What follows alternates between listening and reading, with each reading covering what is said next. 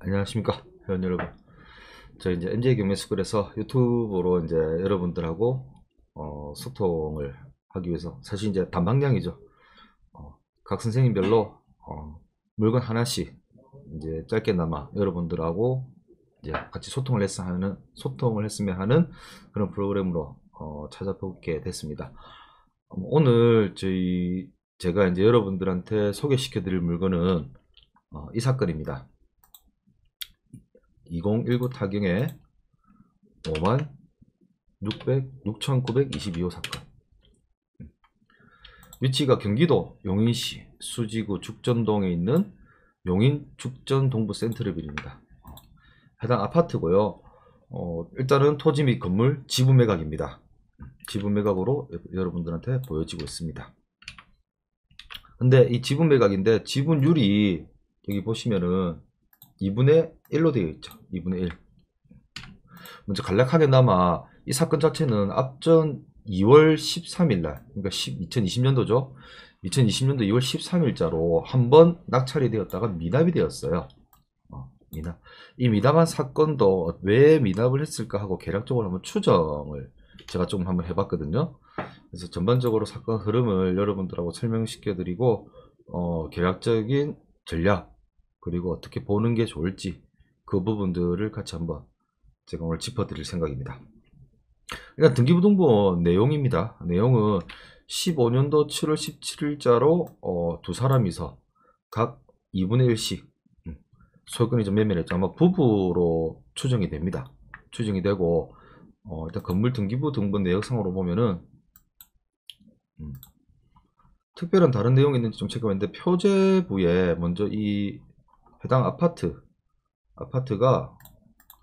99년도 2월 5일자로 1999년도 지금으로 치면은 만 20년 차 그렇게 들어오고 있죠.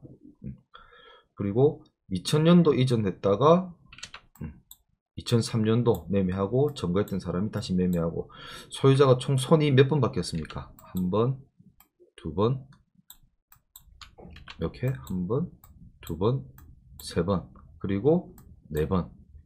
맞죠? 네 번째 바뀌었다가 아마 이 소유권 이전은 전3일이 됐기 때문에 아마 최초 분양자일 가능성도 높습니다. 그러니까 최초 분양자에서 한 번 넘어갔다가 두 번, 세 번, 네 번, 여러 번 바뀌었다는 걸 볼 수 있죠.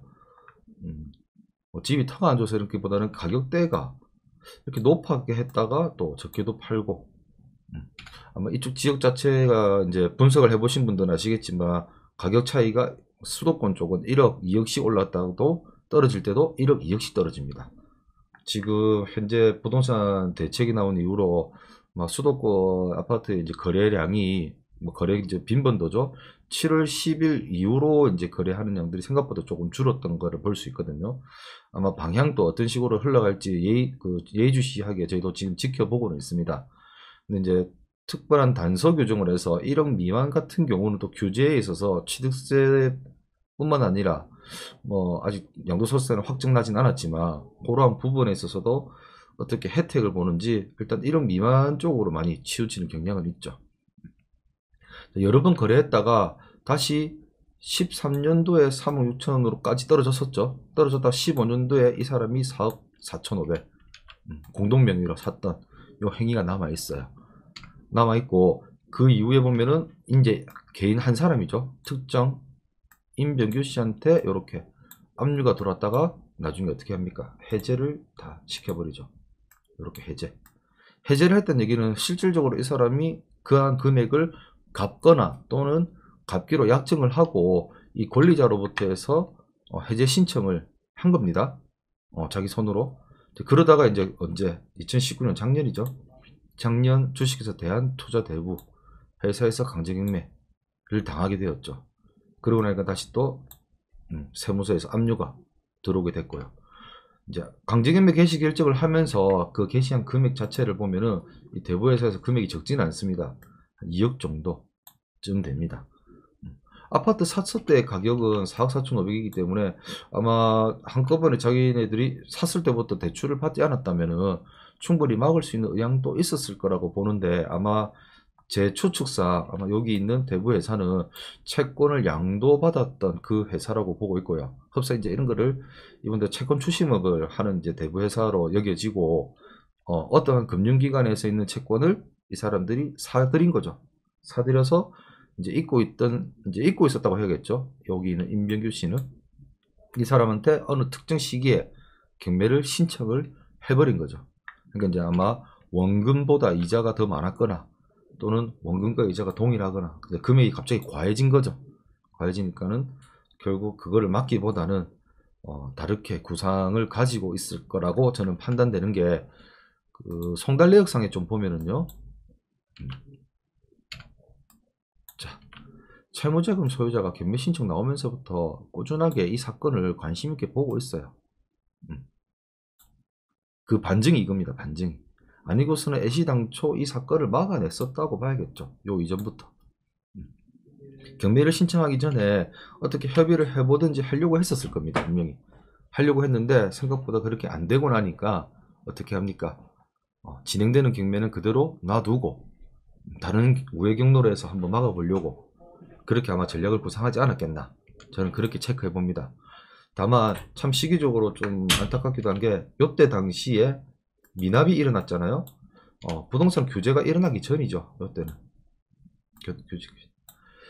우리가 뭐 여러 번 규제가 나왔긴 했습니다만 요번 그나마 좀 강력하게 좀 현실로 좀 투자자들이 좀 받아들이는 게 710 대책, 그러니까 6월달과 7월달 그때 2회차에 나온 대책이 좀 더 강하게 작용을 해서 그런지 요 이후에는 사람들이 입찰을 안 하죠. 그리고 미납을 했던 사례로 따지자면은 제가 보는 경향입니다.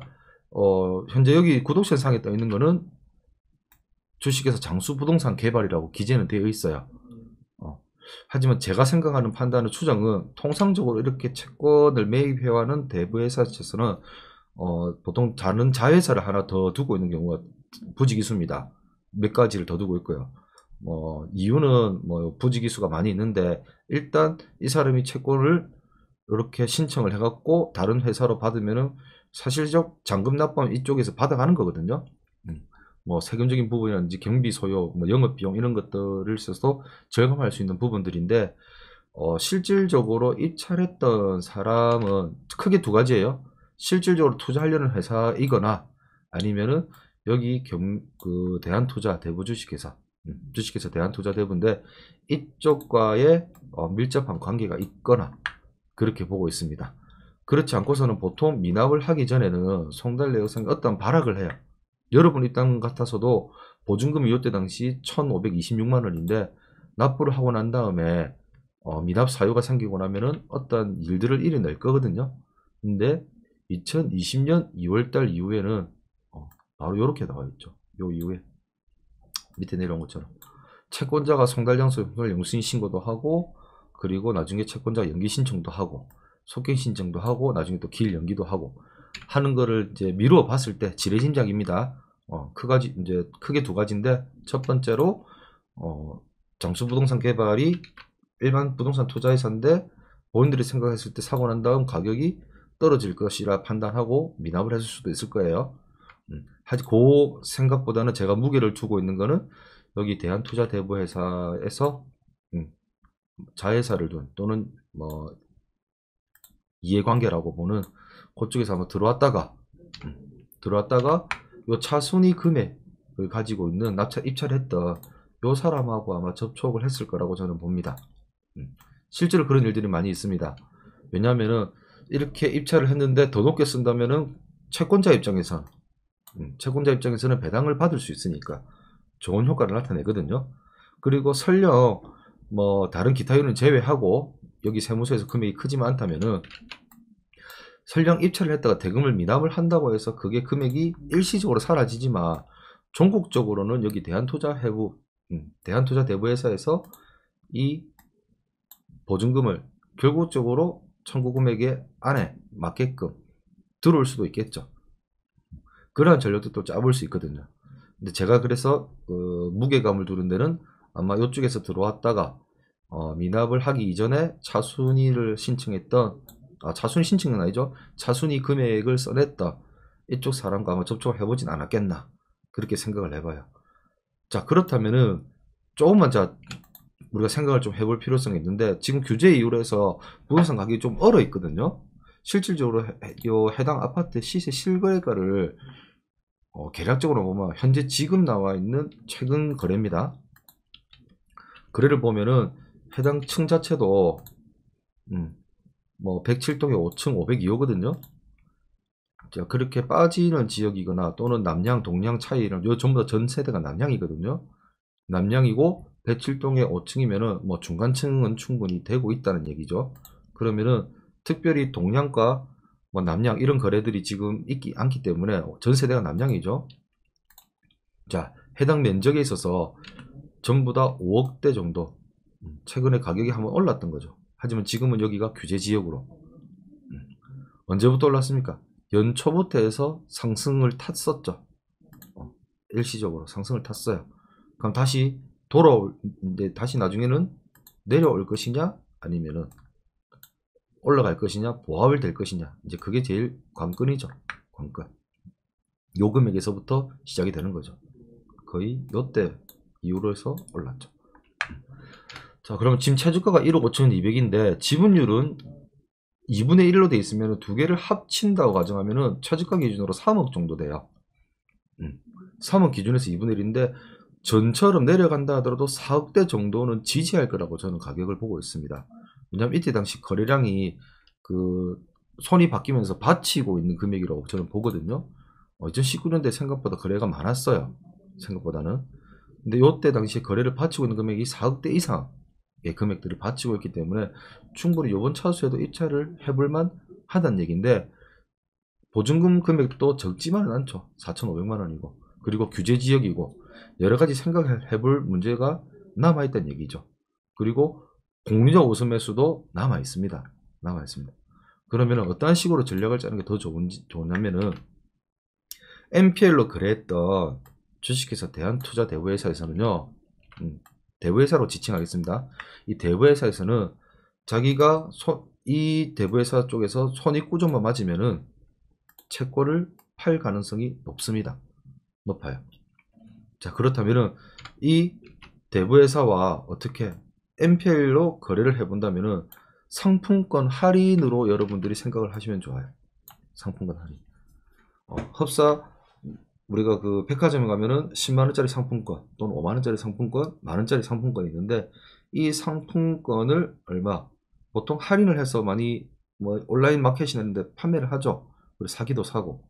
하지만 행사하는 가격은 그 권면에 적혀있는 만원이나 5만원 또는 10만원 권에 적혀있는 그 금액대로 백화점에 가서 행사를 하는 거죠.